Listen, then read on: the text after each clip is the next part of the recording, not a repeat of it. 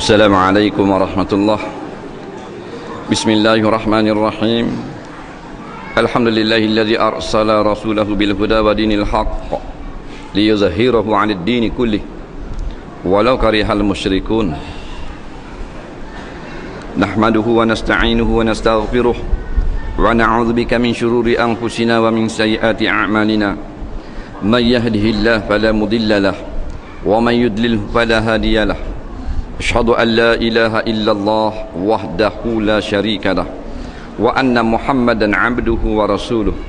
Allahumma salli ala habibina wa syafi'ina wa zuqlina wa maulana wa qudwatina wa uswatina sayyidina Muhammadin wa ala alihi wa sahbihi ajma'in, amma ba'du. Telah sinonim dengan masyarakat Melayu bila datangnya bulan Rabiul Awal.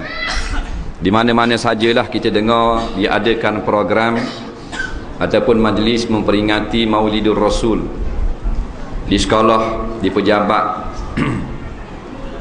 di kilang-kilang, apatah lagi di masjid, di surau, semuanya sibuk dengan atur cara Maulidur Rasul. 1429 Hijriah, Rasulullah sallallahu alaihi wasallam berhijrah daripada Makkah Mukarramah ke negeri Madinah Al-Munawwarah.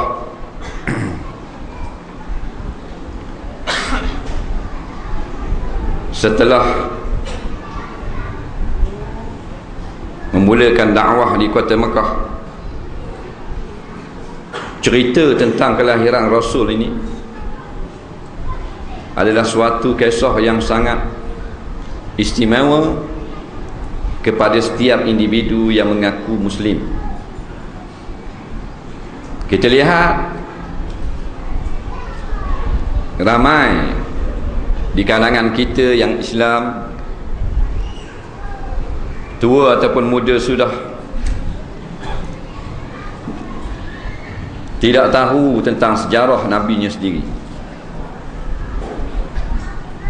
Padahal tiap-tiap umat tak dapat tidak mesti mengetahui sejarah tentang agamanya sendiri. Umat yang tidak reti tentang sejarah agamanya sendiri, umat itu tidak akan dapat mencapai tamadun sebagaimana umat-umat yang lepas. Kerana umat Islam di kala lalu, kita lihat, telah berjaya mencipta tamadun sebab mereka ini sangat arif dan memahami sejarah agama Islam itu sendiri. Dewasa ini anak orang Islam rata-ratanya jahil tentang agama mereka sendiri, termasuk sirah ataupun sejarah Nabi Muhammad sallallahu alaihi wasallam. Kenapa Nabi Muhammad sallallahu alaihi wasallam amat istimewa? Banyak sebab yang telah disebut oleh ulama-ulama. Nama Muhammad ini bukan nama biasa.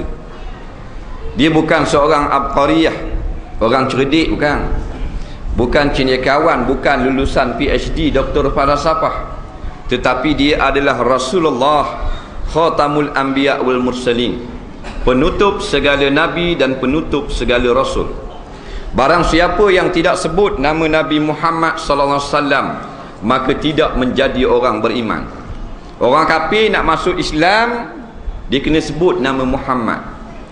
Dia tak boleh ganti dengan kalimah lain, walaupun nama tu nama nabi-nabi atau rasul yang lain. Dia mesti menyebut asyhadu an la ilaha illallah wa asyhadu anna Muhammadan Rasulullah. Mesti sebut wa asyhadu anna Muhammadan.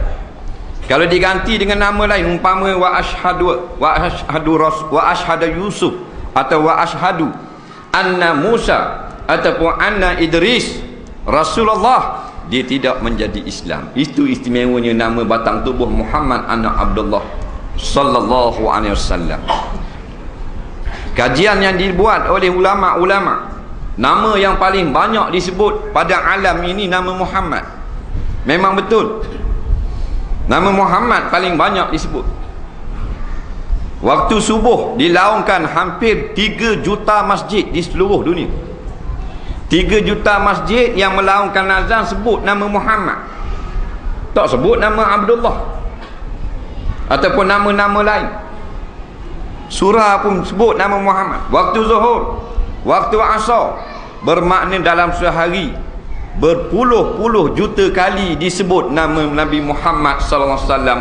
Itu belum termasuk mereka yang banyak selawat kepada Nabi. Nama George Bush orang tak sebut lagi pagi. Pagi-pagi ada orang sebut nama George Bush, orang tak sebut. Nama pemimpin dunia yang lain orang tak sebut. Nah, kalau sebut pun sebut dalam keadaan tidak suka, sebut dalam keadaan marah. Tetapi nama Nabi Muhammad sallallahu alaihi wasallam disebut boleh katakan 24 jam sehari, 60 minit 1 jam, 60 saat 1 minit. Hampir setiap saat disebut nama Muhammad. Ada kalanya dilaung dalam bentuk azan, ada kalanya dengan kalimah syahadah, ada kalanya semata-mata disebut atas dasar nak menghampir dan damping diri kepada Nabi Muhammad SAW yang kita sebut sebagai memperbanyakkan selawat. Maka tidak ada individu insan yang paling agung melainkan Nabi Muhammad sallallahu alaihi wasallam. Kenapa umat akhir zaman yang mengaku Islam tiba-tiba membelakangkan sunnah Nabi Muhammad sallallahu alaihi wasallam? Kerana hati mereka telah dibutakan oleh Allah. 16 kali pergi Mekah masih lagi lawan Islam, 14 kali buat fardu haji